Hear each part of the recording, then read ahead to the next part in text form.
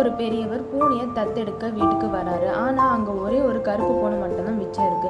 கருப்பு பூனை bad luck தரும்னு நினச்சிட்டு ஆரம்பத்தில் தயங்கினாலும் அதோட அப்பாவி முகத்தை பார்த்து மனசு கேட்காம எடுத்துக்கிறாரு.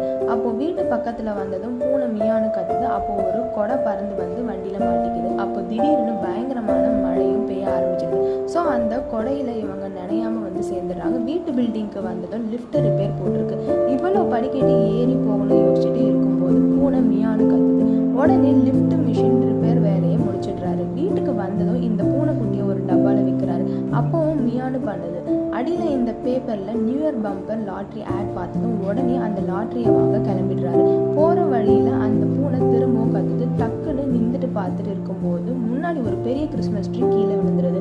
அதில் இருந்த இந்த பூனையெல்லாம் தப்பிச்சிடுறாரு. இப்படி ஒவ்வொரு நாளும் அவர் அன்லக்கியே நினச்ச பூனை தன்னோட வாழ்க்கையை பிரகாசமாக ஆக்குற லக்கி சாமா மாறிடுது.